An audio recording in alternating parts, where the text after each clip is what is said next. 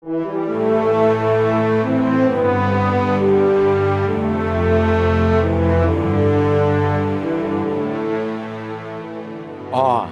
that YouTube feed. Yeah, it populates with videos similar to ones that you've already clicked on. So mine includes a lot of Bible-related themes.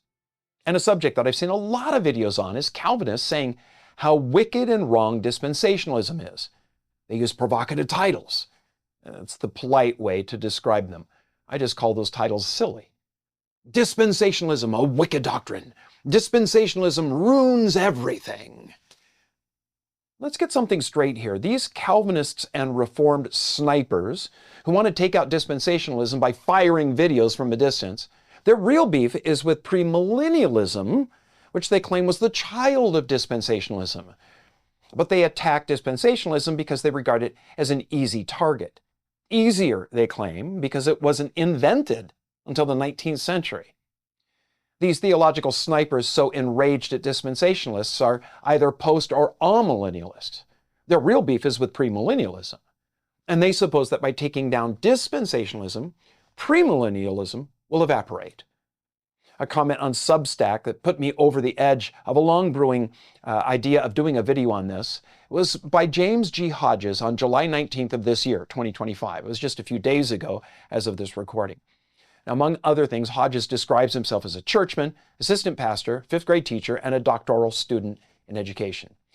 He writes, quote, "Dispensationalism, though popular in many evangelical circles, carries with it a dangerously Gnostic undertone that warps the Christian's relationship to reality. Like the ancient heresy, it treats the material world as something to be discarded or escaped, not redeemed. God's promises in this system are strangely compartmentalized. Israel gets the land, the church gets the clouds, and the world gets left behind, literally. But this fractures the unity of redemptive history and undermines Christ's cosmic lordship," unquote.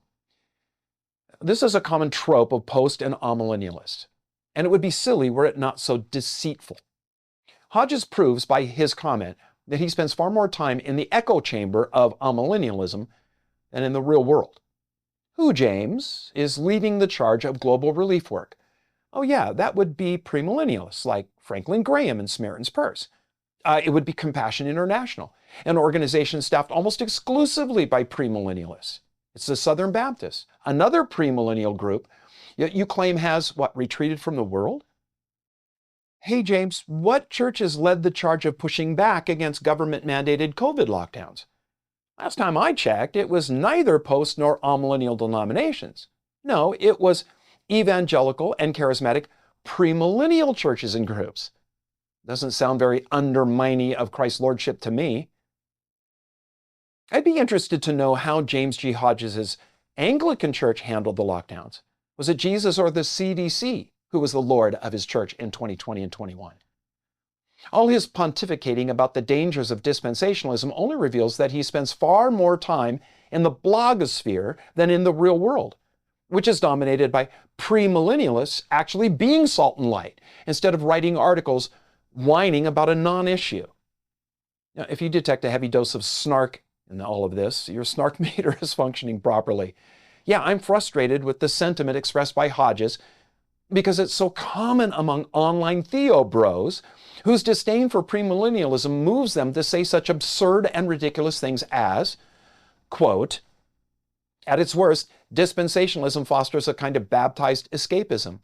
Why bother laboring for justice, beauty, or the common good when it's all destined to burn? Why plant trees or raise children in hope if the rapture is always any moment now, instead of cultivating a victorious incarnational faith, one that acts in history with courage? It often leads to passivity and pessimism. The church becomes an evacuation center, not an embassy of the coming kingdom," unquote. If Hodges would get out from behind his keyboard and into his community, he would see that it's premillennial pastors and their ministries that are doing most of the work of public witness of the body of Christ.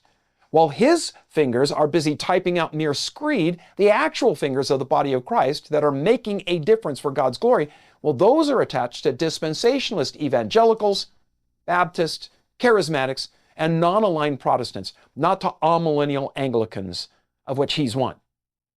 Hodges writes, quote, "This theological disengagement undermines the Great Commission, dismisses the goodness of creation, and forgets the biblical promise that the meek shall inherit the earth. Christ didn't rise to abandon the world, but to reclaim it. Dispensationalism, despite its good intentions, too often preaches flight instead of fight, surrender instead of stewardship," unquote. There's just so much wrong there. I don't even know where to begin. Dispensationalism undermines the Great Commission? How? Who, I ask, fuels the mission field today? Who's planting churches? Oh, that's right. That would be premillennial evangelicals. Who conducts mass evangelism events? Well, it used to be the dispensationalist Billy Graham. Now it's the premillennialist Greg Laurie and the Harvest Crusades, as well as mass events across Africa by others who are most definitely not amillennialists. Amillennial Anglicans and post-millennial Presbyterians are closing churches and shutting down missions, while premillennialists are planting churches and opening missions.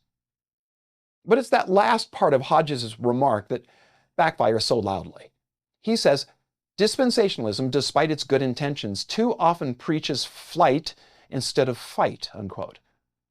It's premillennialists who operate the vast majority of movements pursuing the implementation of a biblical worldview in society. Voter registration and get out the vote drives, legislation updates, crisis pregnancy centers, community food pantries, back to school supplies for the underprivileged, grief support groups. Now, yes, there are a few amillennials engaged in this, but the few is the few compared to the vast majority of premillennialists who are involved in these things. And as for flight versus fight, I find it interesting that Joel Webbin, one of the more prominent post-millennialist voices on YouTube and a rabid anti-dispensationalist, wrote a book with the title Fight by Flight, in which he argues for leaving places that are too worldly for his liking. He did just that. He left the deep blue region of Southern California for the red state of Texas. James G. Hodges couldn't be more wrong. Okay, this concludes part one of a short two-part video series on this subject. Part one has been an admittedly snarky retort to all the absurd anti-dispensationalist rants, which can't do anything but repeat each other's attempts at clever witticisms as they draw a false picture of premillennialism. Stop it. Stop recycling tired and silly arguments that have already been answered. You sound like the person who, while indoors, shouts, "The sky is green, not blue." And then when you're taken outdoors and shown that the sky is blue, you keep demanding that it's green. In part two, we're going to take a look at the real difference between pre, post, and amillennialism, including their origins, and see that the reason to dismiss premillennialism is a miss.